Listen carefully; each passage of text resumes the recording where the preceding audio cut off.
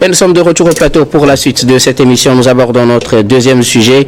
Nous parlons de la République démocratique du Congo avec cette interrogation: à quoi joue l'Ouganda et le Rwanda? Interrogation suscitée par ce nouveau rapport des experts de l'Organisation des Nations Unies, des experts dépêchés par le Conseil de sécurité de l'ONU, qui renseigne sur les différents mouvements dans l'est de la République démocratique du Congo. C'est cette partie du territoire qui est dominée par une centaine au moins de groupes rebelles qui opèrent et qui font des massacres avec pour principales victimes les civils qui vivent dans cette partie. Selon ce rapport, l'Ouganda et la République démocratique l'Ouganda et le Rwanda plutôt soutiennent le groupe rebelle du M23 contre les civils dans l'est de la République démocratique du Congo. Mais le rapport va plus loin pour parler encore de ce lien-là qu'il y a entre l'Ouganda et la République démocratique du Congo. Au même moment que l'Ouganda est accusé de soutenir le M23 contre les civils congolais, le même pays a un accord militaire avec la République démocratique du Congo et intervient militairement pour combattre d'autres groupes rebelles, essentiellement les ADF, qui sont un groupe rebelle d'origine ougandaise qui cherche à renverser le pouvoir de Yoweri Museveni en Ouganda. De l'autre côté, on met encore des preuves sur le soutien du Rwanda au M23, mais aussi le rapport pointe du doigt le soutien aussi du Congo aux rebelles FDLR, le Front de libération du Rwanda. C'est donc plusieurs groupes rebelles qui bénéficient chacun du soutien d'un pays contre l'autre. Et c'est de cela que nous parlons, surtout en nous interrogeant sur le jeu trouble de l'Ouganda, qui entre-temps a un accord militaire et donc qui collabore avec la République démocratique du Congo, mais qui d'un autre côté soutient un autre groupe rebelle contre cette même République démocratique du Congo. Nous en parlons avec nos invités. Et je voudrais bien commencer par vous, Kokuvi Abaili Abassa. Le jeu de l'Ouganda surtout est pointé du doigt dans ce rapport. L'Ouganda, au même moment qui combat les ADF, soutient le M23 contre la République démocratique du Congo. Que dire face à une telle situation? Vraiment, excusez-moi, j'ai plusieurs fois intervenu sur ce sujet, sur votre plateau et ailleurs. C'est ce qui se passe à l'est du Congo, c'est vraiment une salade vraiment pourrie, on ne comprend plus vraiment les ingrédients réels de ce mauvais plat qui est servi par ces trois pays à la face du monde. Nous savons que ce territoire, c'est presque les mêmes ethnies, les Tutsis et les Hutus. C'est eux qui dominent vraiment cet espace vraiment de la RD Congo, qui aujourd'hui est sous vraiment une situation très compliquée. Nous savons qu'il y a plus de 8 millions de personnes, c'est 8,7 millions de personnes qui sont affectées par ce qui se passe actuellement au niveau de l'Est du Congo, qui nécessite 2,6 milliards de dollars pour cette année 2024 pour l'assistance humanitaire. Mais jusqu'alors, en fin juin, ils ont pu réunir seulement 23% de ces fonds. Donc c'est un problème déjà très compliqué pour la population. Pour ajouter les morts et les autres déplacés, disons clairement que le Rwanda joue un jeu trouble, très majeur, que tout le monde avait vraiment dénoncé. Mais les gens oublient aussi que le Congo aussi a des velléités contre le Rwanda. D'après les Rwandais, ils disent que le Rwanda, le Congo finance le FDLR contre le Rwanda. Donc, pour Paul Kagame, c'est une méfiance qu'il est en train de mettre sur le terrain pour essayer de contrôler un peu ce territoire, cette zone, afin de ne pas se faire agresser. C'est le même jeu qui est démontré aujourd'hui par rapport à l'Ouganda. Pourtant, l'Ouganda, c'est un pays quand même qui a un accord militaire, une coopération militaire avec la RD Congo pour combattre les rebelles surtout de l'ADF qui sont au niveau du territoire du Congo. Donc, un peu comme si on se fait confiance un peu, mais par rapport à la méfiance, j'assiste l'autre personne pour te contrôler. Donc, les rebelles sont des éléments de contrôle de cet espace. C'est-à-dire que l'Ouganda combat le ADF, mais finance un tout petit peu le M23. Comment comprend-on cela quand on dit qu'on soutient par exemple la République démocratique du Congo dans ses besoins de stabilité, on combat les ADF aux côtés des forces armées de la République démocratique du Congo? Comment expliquer que le même pays qui défend donc d'une certaine manière la cause de la République démocratique du Congo va financer un groupe rebelle contre le Congo? Cela vient d'une histoire que les gens refusent de révéler au grand monde. L'histoire, c'est le temps de chasser Mobutu, c'est qu'au pouvoir. Mais c'était les Paul Kagame, l'actuel président de Ouganda, qui ont vraiment financé, assisté, comment on appelle militairement, le groupe conduit par Feu Laurent Désiré Kabila pour aller chasser Mobutu. Donc, il reste toujours des alliés. Je parle de les Paul Kagame et Museveni sont des amis, des amis de longue date. Donc, ils se protègent en quelque sorte. Si aujourd'hui on voit la main de l'Ouganda dans le M23, c'est-à-dire que l'assistant du Ouganda à M23, cela veut dire que il vient juste l'assistance indirectement à Paul Kagame qui veut protéger son territoire contre les FDLR. Donc c'est quelque chose de vraiment très compliqué que il faut vraiment qu'ils aillent vraiment à une assise dans cette région, surtout les trois pays, pour essayer de trouver une solution militaire, mais aussi diplomatique et humanitaire, pour essayer de soulager un tout petit peu cette population vraiment exposée à des conséquences vraiment très majeures. Il faut lire dans les rapports pour comprendre qu'il y a des violences vraiment, que ce soit des violences physiques ou comment on appelle morales sur la population. La population ne demande pas ça. Mais chacun d'entre eux dit, ce rebelle dit, par exemple, le rebelle FDL dit qu'ils sont en train de protéger les Hutus. Ouais. Mais les autres rebelles, M23, disent qu'ils sont en train de protéger les Tutsis. Mais vraiment, on se dit, mais ces deux populations qui, normalement, vivaient ensemble, des gens trouvaient des idées vraiment de les manipuler, sont attaqués entre-temps au niveau du Rwanda. Mais ils se retrouvent aujourd'hui, la guerre là s'est transportée à l'est de la République du Congo. Mais ça se joue d'une façon interposée où ce sont les États maintenant qui soutiennent des groupes rebelles. Vraiment, c'est trop mal. Comme je l'ai dit au début, c'est une salade vraiment très pourrie qu'il faut vraiment essayer de jeter dans la poubelle, en fait.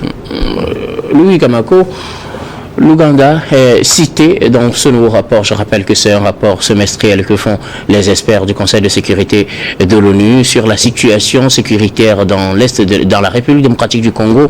Et pour ce qui concerne l'est de ce pays, trois pays essentiellement sont cités: la République démocratique du Congo elle-même, le Rwanda, mais aussi l'Ouganda. Quant à la République démocratique du Congo, on l'accuse de soutenir les rebelles FDLR contre le Rwanda. Le Rwanda est accusé de soutenir les rebelles du M23 contre la République démocratique du Congo, et l'Ouganda, qu'on ne citait pas vraiment dans cette affaire, est aujourd'hui cité de soutenir les rebelles du M23, alors qu'on sait que l'Ouganda avait un accord qui a été signé depuis décembre 2021 avec la République démocratique du Congo, accord qui permet aux soldats ougandais d'opérer sur le sol congolais contre les rebelles ADF, qui sont aussi une menace pour l'Ouganda. Oui, ça veut dire tout simplement que la situation elle est confuse et ça nous amène à poser des vraies questions, les questions pertinentes. L'une, par exemple, qui se résume en fait à qui profite la guerre en Est du Congo. Je pense que c'est la question pertinente à laquelle nous devons essayer de répondre. Et je crois que pendant longtemps, on a dit que les instigateurs ou bien ceux qui souhaitent que cette guerre-là ne prenne jamais sont ailleurs. Et c'est eux qui profitent justement de cette guerre-là. Je ne veux pas, nous sommes sur un plateau international, je ne veux pas attaquer qui que ce soit ici. Mais je crois que ça fait déjà plus de 30 ans que cette histoire dure. Et quand vous revisitez les documents, vous allez justement vous rendre compte que tout ce qui se joue là-bas en Est des Congo est décidé ailleurs. Et maintenant, quand vous voyez que celui qui est censé, ou bien celui qu'on supposait être le sauveur, le Messie, aujourd'hui se transforme en bourreau, ça inquiète. Et ça, vous parlez de l'Ouganda? De l'Ouganda, justement, parce que quand le rapport nous parle d'appui en renseignement et en fait, de passage de troupes du M23, je pense que c'est dangereux. Ça veut dire que depuis là, ils ont été tous tapis dans l'ombre. Ils ont été tous ceux-là qui sont dans l'ombre et qui essaient justement de travailler pour que la crise perdure. Maintenant, quand vous voyez, c'est vrai que c'est un rapport, on l'a toujours dit depuis très longtemps, le Rwanda a été toujours pointé du doigt. Et arrivé à un moment donné, tout le monde était obligé de l'accepter comme étant une réalité. Maintenant, le nouveau rapport, je crois que tu l'as dit, c'est la surprise. C'est-à-dire que c'est le visage découvert de l'Ouganda qu'on est en train de remarquer. Et c'est déplorable en fait. Donc c'est pour ça que je dis que on devait plutôt chercher à reconnaître en fait celui à qui cette guerre profite. Mais quand vous voyez aujourd'hui, je pense que la situation en aide des Congo est catastrophique en fait. On parle de milliers de déplacés et de millions. Actuellement, c'est 7,6 millions. Voilà, donc je pense que sont déplacés. Il faut qu'arriver à un moment donné, on essaie de trouver les solutions. Parce que ce rapport de l'ONU, moi, ce que je déplore, vous avez parlé d'un rapport semestriel.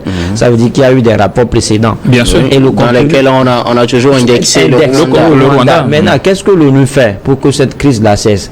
Qu'est-ce que l'ONU fait pour que la crise ne s'enlise pas? Je pense qu'il faut aussi essayer de répondre à cette question. Quand vous voyez aujourd'hui, c'est vrai que la situation se complique même, ou bien les taux se serrent autour de la aide des Congo, mais parce que vous savez que le pays est entouré de 9 frontières. Et sur les 9 frontières, il y a 7 pays dont ceux qui sont au pouvoir sont installés par l'armée. Et du coup, dans leur pays également, ils se battent justement pour la stabilité de leur pays. Donc ça veut dire que chez eux également, c'est pas la tranquillité, la sécurité n'est pas de mise. Donc c'est difficile pour eux d'envoyer des soldats aller combattre le M23. Donc je crois que, mais qu'à cela ne tienne, et ça ce qui me désole, je crois qu'on l'a dit, c'est de voir aujourd'hui que derrière cette crise là, et bien dans cette crise là, il y a des gens qui qu'on croyait en fait être du côté des Congo sont aujourd'hui plutôt ceux-là qui apportent du soutien indéfectible au M23. Et ce que je crains à l'avenir, c'est-à-dire que si on ne résout pas ce problème-là, je crois que ce sera un conflit sous-régional, parce que aujourd'hui c'est l'Ouganda qui est pointé du doigt, c'est l'Ouganda qui est découvert, et ça veut dire que peut-être au prochain rapport un autre pays sera également cité, et quand ça continue comme ça produit des ramifications, et du coup d'autres pays vont également vouloir rentrer en jeu. Et c'est pourquoi je parle de la crainte en fait d'un conflit sous-régional. Il est temps en fait qu'on cesse avec l'hypocrisie. Je pense que tout cela c'est de l'hypocrisie. Il suffit juste d'une bonne volonté pour que cette guerre-là cesse. Donatien Ouesso, 3 pays sont indexés dans ce rapport, du moins pour ce qui concerne l'Est de la République démocratique du Congo, à commencer par la République démocratique du Congo elle-même, qui est le territoire qui abrite finalement plus d'une centaine de groupes rebelles ou de groupes armés qui chacun défend son intérêt ou a une vision différente de la vision d'un autre groupe. Les forces armées congolaises, ou du moins la République démocratique du Congo, est accusée de soutenir d'une certaine manière les rebelles FDLR qui ont pour objectif de renverser le pouvoir de Kigali de Paul Kagame, je veux dire. D'un autre côté, on accuse Paul Kagame, ça c'est pas la première fois, ça fait déjà plus de 2 ans que ce rapport incrimine, que les différents rapports incriminent le Rwanda, et qu'on accuse de soutenir les rebelles du M23, ce que le Rwanda a toujours nié, mais qui n'a pas pu toujours apporter de preuves palpables par rapport à son innocence dans cette affaire. Mais la surprise cette année, ou du moins pour ce semestre, c'est l'Ouganda qui est cité comme partie prenante, pas en combattant aux côtés de la République démocratique du Congo, comme on le sait officiellement, puisqu'il y a un accord qui lie les deux parties, mais l'Ouganda est pointé du doigt comme étant aussi un soutien au M23, un soutien surtout en renseignement, et aussi que le pays servirait de couloir pour les militaires rwandais qui passeraient par l'Ouganda avant d'aller en République démocratique du Congo pour commettre leur forfait. Et c'est par là que je vais débuter en rappelant ce maxime qui est que les États n'ont pas d'amis et ils n'ont que des intérêts. Je pense que l'Ouganda ici, qui a été découvert, si on fouine bien, comme l'a dit Louis, on verrait encore d'autres pays tapis dans l'ombre. Mais ici, la question elle est bien posée en disant à qui profite le désordre le bazar qui se passe actuellement là-bas. Si vous lisez sur les réseaux et puis les interventions dans certains médias, vous allez voir que la population congolaise de la RD Congo est en train de se rebeller, bien s'énerver contre leurs dirigeants en disant qu'ils sont faibles, qu'ils n'arrivent pas véritablement à taper du poing sur la table face au Rwanda qu'on a toujours l'habitude de citer et maintenant que l'Ouganda s'est fait découvert.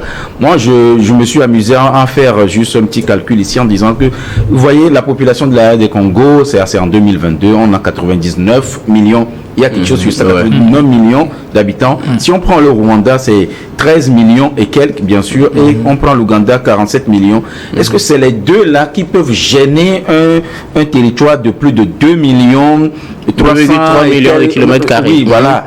Et si on prend leur armée, on prend au niveau du Rwanda et de l'Ouganda, ça fait moins de 40 000 et puis 45 000 face à 160 et quelques mille. Je ne demande pas qu'on fasse la guerre, mais il faut que la RD Congo, arrivé à un moment donné, puisse dire basta.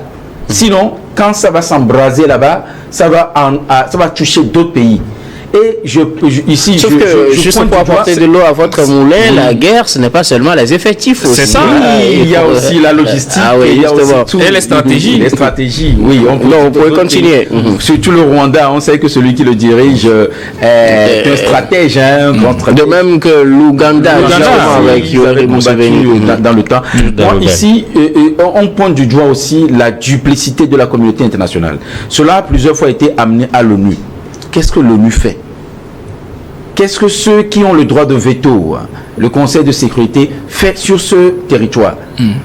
C'est dans cette même clique-là qu'on envoie, comment on appelle, du soutien à l'Ukraine face à la Russie. C'est dans cette même veine qu'on essaie de voir d'autres endroits sur le globe. Mais ici, si on laisse Gaza et autres. Oui, si on laisse ça perdurer, c'est que cela profite à certaines personnes qu'on ne peut pas citer parce qu'on ne les a pas vus faire une réunion pour... Non, mais véritablement, c'est des gens... J'ai vu les camps de déplacés, ça fait pleurer. Des millions de personnes qui s'entassent quelque part. Manque d'hygiène, manque d'eau potable, manque même de nourriture. La guerre ne profite à personne. On le dit, on sait comment ça commence. Ceux qui ont instigé la guerre entre les Houthis et les Hutus et les Tutsis, ils n'ont qu'à voir. Actuellement, on dit que c'est terminé, mais il y a toujours... Mais les velléités se retrouvent, comme Abaïdi l'a dit, dans l'est de la République démocratique du Congo. Les cendres qui sont là. Donc, quand il y a ce qu'on appelle la guerre, il faudrait quand même pas qu'on puisse applaudir. Il faut que ces dirigeants-là, ce sont des hommes d'État, ces trois personnes, Tshisekedi, Yoweri Museveni et Kagame, puissent s'appeler en gentleman, puissent se retrouver et parler. Mais moi, je suis en train de voir des velléités de sécession.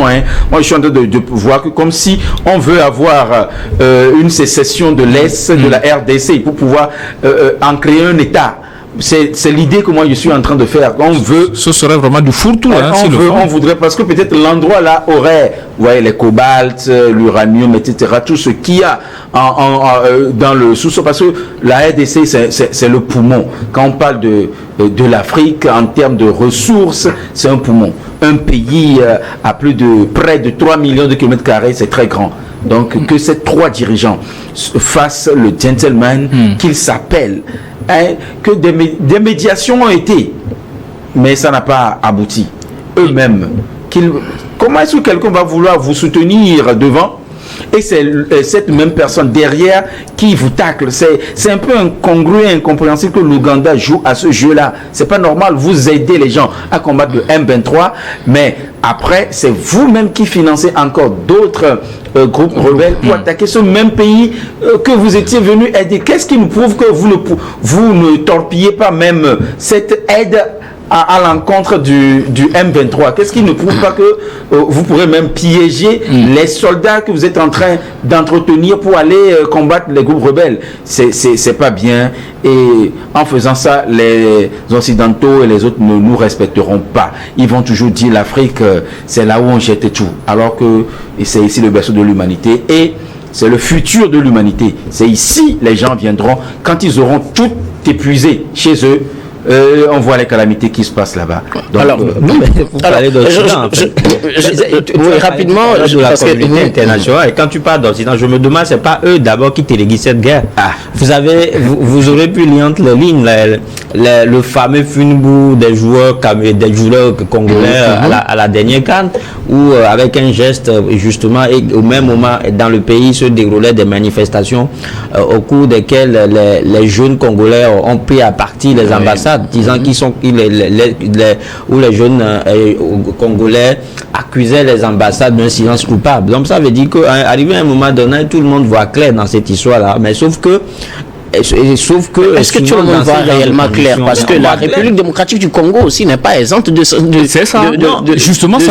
Oui, mais elle aussi soutient quand même certains. Mais est-ce que la réalité, est-ce que le M23 tue en aide des Congo ou pas? Bien sûr. Donc, si on arrive au moins à répondre à cette question, je pense qu'on devait d'abord commencer par là, à résoudre ce problème-là. C'est-à-dire que le nœud du problème, c'est la présence du M23 en fait en aide des Congo, selon moi. Et donc, si on arrive justement à couper ce cordon ombilical là, on aurait résolu en fait la grande majeure partie du problème. Et si on est là, on reste silencieux et on essaie de faire une chose et en même temps son contraire, je pense pas que le conflit là sera résolu. Et c'est pour ça que je crains que ça va embraser du jour au lendemain toute une sous-région. C'est ce que nous ne souhaitons pas malheureusement. Alors, je voudrais que vous réagissiez aussi sur cette déclaration de la ministre congolaise des Affaires étrangères, Thérèse Kayi-Kwamba, qui réagissait justement sur les conclusions de ce rapport.